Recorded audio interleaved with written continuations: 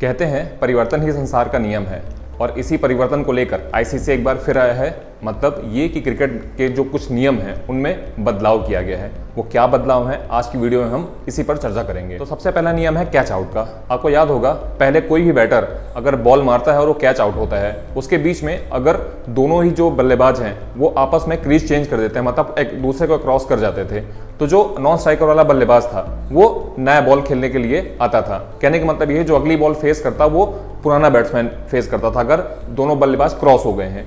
लेकिन अब के नए नियम में कोई भी बल्लेबाज अगर कैच आउट होता है, भले ही उन्होंने आपस में क्रॉस कर लिया है बीच में, तो भी जो नया बैट्समैन आएगा वही नई बॉल फेस करेगा अनटिल एंड अनलेस वो ओवर की लास्ट बॉल ना हो। अगर ओवर की लास्ट बॉल होगी तो फिर जो नॉन स्ट्राइकर वाला बल्लेबाज है वो नई बॉल फेस करेगा। इसके अलावा अब जो पुराना नियम है उसको खत्म कर दिया गया है और जो नया नियम यही कहता है कि जो भी बल्लेबाज आउट होगा उसके बाद कैच आउट होगा, उसके बाद जो नया बल्लेबाज आएगा वो पहली बॉल मतलब नई बॉल फेस करेगा। दूसरे जिस नियम में बदलाव किया गया है वो है लार के इस्तेमाल का। मतलब जो सलाइवा हम लोग बॉल को चमकाने के लिए उपयोग करते हैं उस पर बदलाव किया गया। आपको याद होगा जब 2020 में कोरोना महामारी आई थी तो उसके कारण पूरे दुनिया की क्रिकेट बंद हो गई थी और जब बाद में क्रिकेट चालू हुई तो उसके लिए भी कई सारे नियम लागू किए गए, जिसमें से एक नियम ये था कि जो सलाइवा है, जो कहने का मतलब जो थूक है, वो बॉल में नहीं लगाई जा सकती है चमकाने के लिए, क्योंकि उससे संक्रमण का खतरा बढ़ सकता था।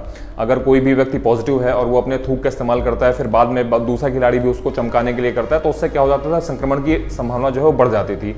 तो वो उस टाइम पे अस्थायी बैन लगा था, मतलब नई गाइडलाइन आने तक एक प्रकार से ये कह लीजिए कि वहाँ पे बंद था ये नियम। लेकिन अब इस नियम को इस तरह पूरी तरह से स्थायी कर दिया गया है। मतलब अब से लार का इस्तेमाल कभी नहीं होगा क्रिकेट में। मतलब आप जो भी आपको शाइन करना है या कुछ करना है तो वो अपने पसीने से कर सकते हैं, इसके अलावा किसी चीज़ से नहीं कर सकते हैं। इसका एक फ़र्क ज़रूर पड़ेगा। अमूमन आप ये देखते हैं कि बॉल स्विंग कराने के लिए लार का इस्तेमाल किया जाता है। लार अमूमन एक चिपचिपा पदार्थ होता है जिससे शाइन जो होता है ज़्यादा अच्छा होता है, बॉल चमकता है और रिवर्स स्विंग या स्विंग में काफ़ी मदद मिलती है। थोड़ा सा इस चीज़ पे फ़र्क पड़ेगा और कहीं ना कहीं जो स्विंग हमको देखने को मिलती थी टेस्ट क्रिकेट में खास तौर पर लाल गेंद से, वो थोड़ा सा हमें अब देखने को नहीं मिलेगी। तो ये एक ज़रूर चेंज होगा, लेकिन कहीं ना कहीं आप ये कह सकते हैं कि एक अच्छा नियम है। और लार की वजह से वैसे भी संक्रमण होता था, जरूरी नहीं कि कोरोना फैले, क्योंकि कोई एक खिलाड़ी अपना थूक लगाता है, फिर बाद में दूसरा खिलाड़ी उसी में थूक लगाता है, जितने गेंदबाज आते उतना वो अपने थूक लगाते, तो उससे कहीं ना कहीं चीज़ें जो है वो ठीक नहीं चल रही थी। तो जिसकी वजह से इसको चेंज किया गया और मुझे लगता है कि एक अच्छा चेंज है आईसीसी के द्वारा।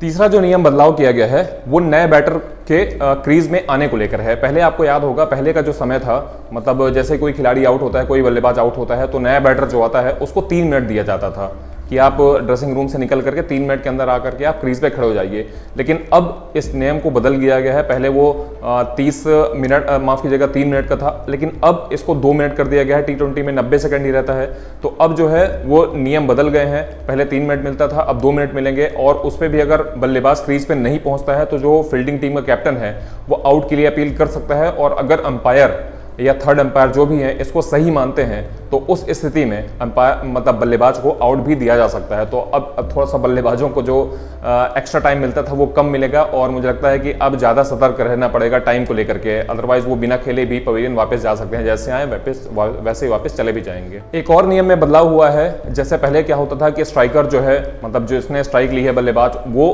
गेंद को विकेट के अंदर ही खेलता था। कई बार आपने देखा होगा कि बॉलर जो है बॉलर के हाथ से बॉल छूट जाती थी और विकेट की इधर उधर बाहर भी चली जाती थी, तो वहां भी दौड़ करके जा करके बैट्समैन मार देता था। आपको याद होगा डेविड वार्नर का एक केस हुआ था, वो विकेट से बाहर चला गया था, 2-3 टिप में बॉल आई थी और उन्होंने मार दिया था। एक जॉस बटलर के साथ भी केस हुआ था, तो वहां भी मार दिया गया था। तो अभी क्या है, अभी बदलाव हो गया है और जो नया नियम वो आया है वो ये कहता है कि अब अगर कोई भी ऐसी बॉल आती है जो बल्लेबाज को विकेट यानी जो पिच है, पिच का डायमेंशन है, उससे बाहर जाने पर मजबूर करती है, तो उस बॉल को वहीं पे डेड करार दिया जाएगा। मतलब अब जो पहले का जैसा एडवांटेज मिलता था अब वो एडवांटेज मिलना बंद हो जाएगा। तो ये भी एक नया नियम आ गया है। और पहले जो नो बॉल होती थी या 2-3 टिप्पे में बाहर बॉल आती थी उसको बल्लेबाज मार देता था, तो वो नो बॉल भी मिलती थी 2-3 टिप्पों के कारण, और छक्का या चौका जो भी रन कंसीड होते तो वो मिलते थे। लेकिन अब ऐसा नहीं होगा, अब जाकर के अब इसमें नियम बदल गया है, अब इसको डेड बॉल करा दिया जाएगा। तो ये भी एक अच्छा बदलाव किया गया है आईसीसी के द्वारा। इसमें एक चीज ये भी है कि कोई भी ऐसी बॉल जो बैटर को क्रीज के बाहर आने, मतलब जो डायमेंशन बने हो उससे बाहर आने पर मजबूर करती है, तो उस बॉल को जो अंपायर है वो नो बॉल भी दे सकता है। इससे पहले वाली कंडीशन में डेड बॉल होती है, अगर बाहर बॉल फेंक देता है तो वो तो डेड हो ही जाएगी, लेकिन अगर ऐसी कोई बॉल फेंकी जाती है जो बाहर खेलने पे मजबूर करती है बल्लेबाज को,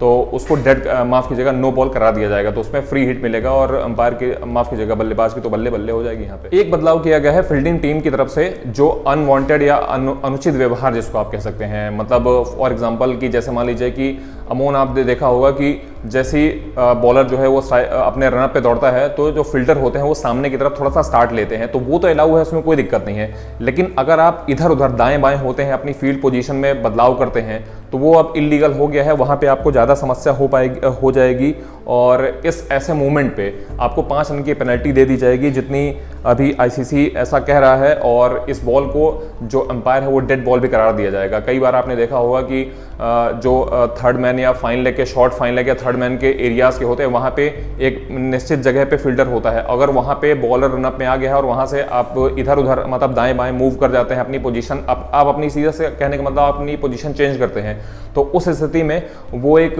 अनुचित व्यवहार माना जाएगा और ये एक ब्लफ टाइप का आप ये कह सकते हैं कि ब्लफ किया जाता है फील्डर के द्वारा, कि बैट्समैन ने पहले देखा कि फील्डर एक जगह पे है, जब वहाँ पे उसने खेला फिर देखा दूसरी जगह पे खेला और देखा कि वहाँ पे फील्डर आ गया है, तो वो एक प्रकार का ब्लफ होता है, क्योंकि हमेशा बल्लेबाज जो होता है वो माइंड मेकअप करके चलता है कि फील्डर यहाँ पे है, मुझे इस तरह गैप में खेलना है।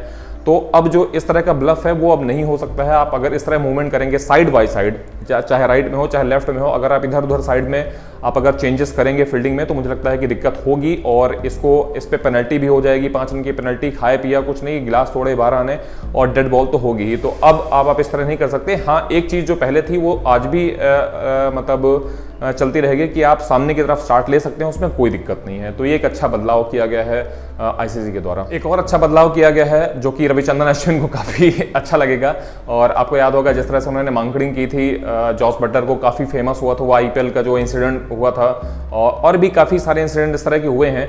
तो पहले इसको अनफेयर प्ले में गिना जाता था कि वो मतलब क्रिकेट की स्पिरिट के खिलाफ है, लेकिन कहीं ना कहीं आप ये भी तो देखिए कि जो बल्लेबाज है वो कहीं ना कहीं अनवांटेड एडवांटेज लेके जाता था कि बॉल फेंकने से पहले वो क्रीज छोड़ देता था और उसको बहुत कम समय मिलता था सामने वाली क्रीज पे पहुंचने का, तो उस टाइम पे थ्रो भी नहीं पहुंच सकता था या कम समय मिलता है फील्डर के पास रन आउट करने का। तो उस हिसाब से वहाँ पे उसको स्पिरिट ऑफ द गेम के खिलाफ पाया गया था, पहले करार दिया गया था, लेकिन अब उसको चेंज करके अब उसको नॉर्मल रन आउट में कर दिया गया है, शामिल कर दिया गया है। कहने का मतलब ये है कि अब इस तरह का कोई भी अनफेयर प्ले जो है, मतलब इस तरह का अगर कोई करता है, बैट्समैन छोड़ता है, क्रीज छोड़ता है, वहाँ पे जो बॉलर है वो रन आउट कर सकता है और उसको फेयर प्ले में गिना जाएगा, मतलब अब वो प्रॉपर रन आउट के रूप में किया जाएगा। तो रविचंद्रन अश्विन के लिए अच्छी खबर है और बाकी जितने भी खिलाड़ी इस तरह का आउट करने का सोचते हैं उनके लिए भी अच्छी खबर है कि अब इसको क्रिकेट ऑफ द स्पिरिट के अगेंस्ट नहीं माना जाएगा, इसको रन आउट में इंक्लूड कर दिया गया है। तो ये अच्छी खबर है, आईसीसी के द्वारा अच्छा नियम चेंज किया गया है। एक नियम में और बदलाव किया गया है, आपको याद होगा कई बार आपने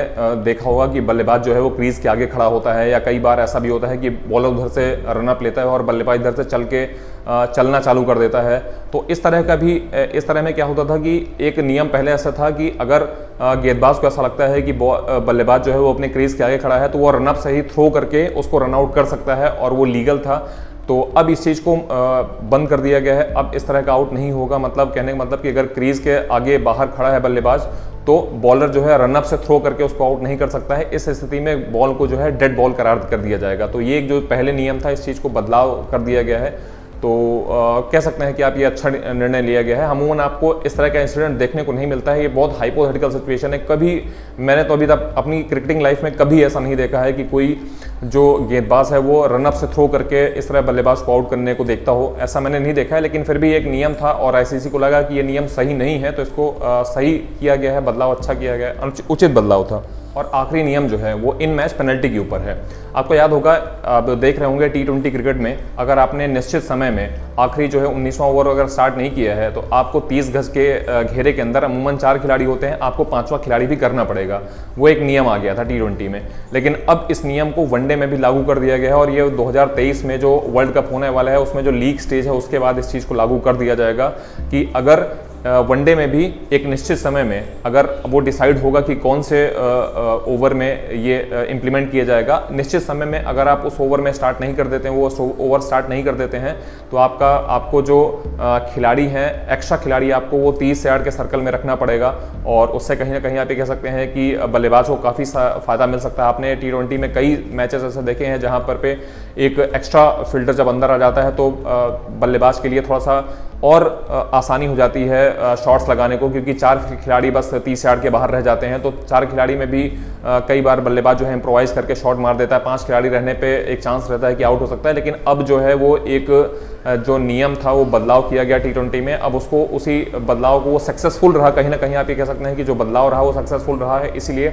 ICC अब चाह रहा है कि इसको वनडे में भी लागू कर दिया जाए। तो 2023 का जो वर्ल्ड कप का लीग स्टेज होगा उसके बाद इस नियम को लागू कर दिया जाएगा। तो मुझे लगता है कि ये बहुत अच्छा नियम है ICC के द्वारा इस नियम को जो लाया गया है। इन मैच पेनल्टी आप बाद में, पहले आपको याद होगा कि टीम के ऊपर जुर्माना लगाया जाता था या कप्तान के ऊपर जुर्माना लगाया जाता था, इतने % मैच फीस कट गई या इतने % मैच फीस कट गई, तो वो कोई सिस्टम ही नहीं रह जाएगा। अब सीधा सीधा आपको पेनल्टी जो है वो मैच के अंदर ही लग जाएगी। तो एक अच्छा नियम है। तो ये कुछ रहे नियम जो कि बदलाव किए गए हैं ICC के द्वारा। और अगर इनमें से कोई भी नियम आपको ना समझ में आया हो मेरे समझाने पे भी, तो आप कमेंट करके लिख सकते हैं, मैं वहाँ पे भी आपको रिप्लाई कर दूंगा। और आपको कौन सा अच्छा नियम लगा जो ICC ने चेंज किया है इतने सारे नियम में, कौन सा सबसे अच्छा नियम लगा, आप वो भी मुझे कॉमेंट बॉक्स पर जरूर बताएं। और ये वीडियो कैसा लगा आपको, ये जानकारी कैसी लगी, आप हमें ज़रूर बताएं। और अगर अच्छा लगा हो वीडियो तो प्लीज़ लाइक कीजिए, हमारे चैनल को सब्सक्राइब कीजिए, बेल आइकन प्रेस कीजिए ताकि कोई भी नोटिफिकेशन आपसे मिस ना हो। और हम इसी तरह की आपके लिए वीडियोस लाते रहेंगे। और भी आपके जो भी सवाल रहते हैं आप हमसे कमेंट के माध्यम से पूछ सकते हैं, हम उनका आपको रेगुलर बेसिस पे जवाब देंगे। तो इस वीडियो में इतना ही। थैंक यू वेरी मच और फिर मिलेंगे हम किसी नए वीडियो में। Thank you.